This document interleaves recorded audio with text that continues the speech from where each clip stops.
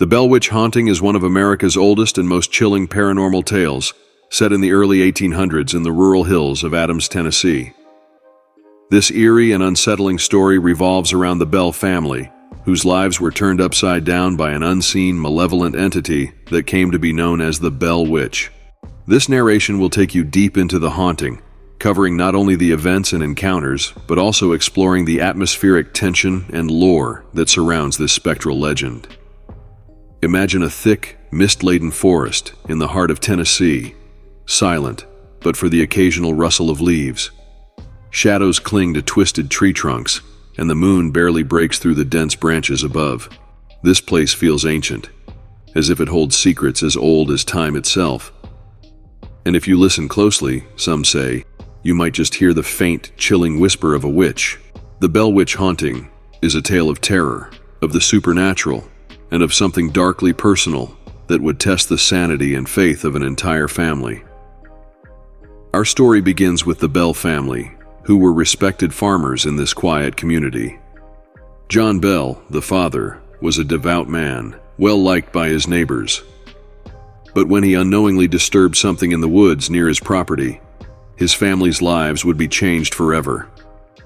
It all began innocently enough in 1817, when John Bell noticed an unusual creature in his cornfield. He described it as having the body of a dog and the head of a rabbit. Instinctively, he raised his rifle and fired at it, but when he checked, the creature was gone, leaving no trace.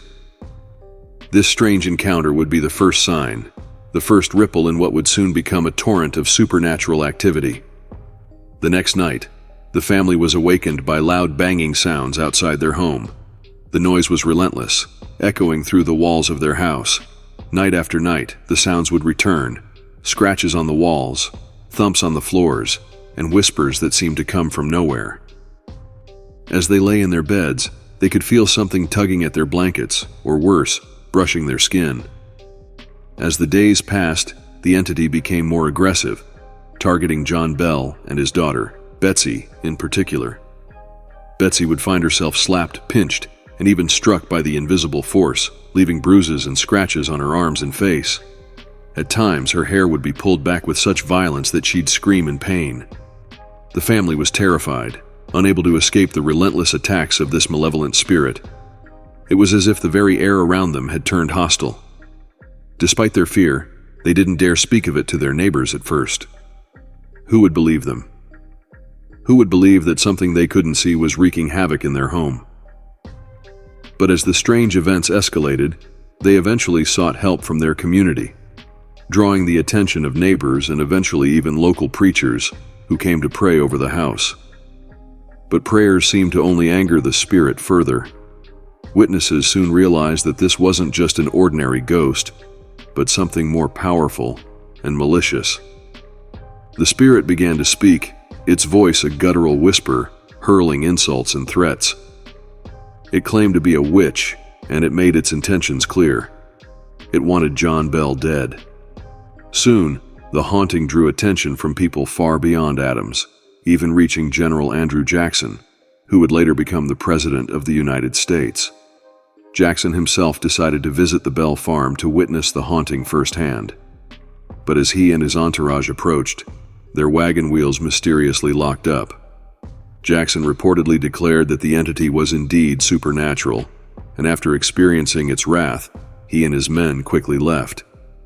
The haunting became so intense that John Bell fell ill, his health deteriorating rapidly. It was as if the entity was draining his strength, poisoning his very life force. By December 1820, he was bedridden, unable to move or speak.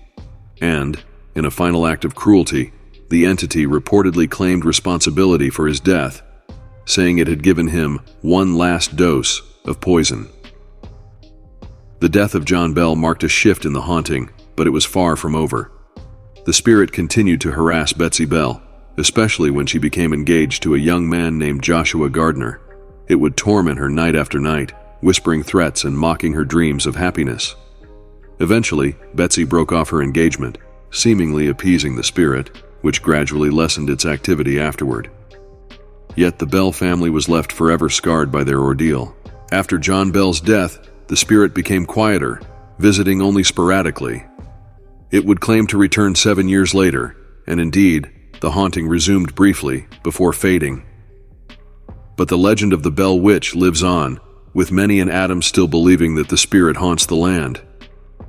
Some say that if you visit the old Bell farm today, you can still feel her presence.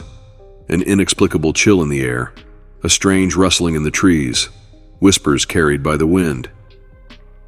They say that the spirit of the Bell Witch never truly left, forever bound to the land and the family she tormented. So next time you find yourself alone in the woods, listening to the sounds of the forest, remember the story of the Bell Witch. Remember the fear that seized the Bell family and the small town of Adams.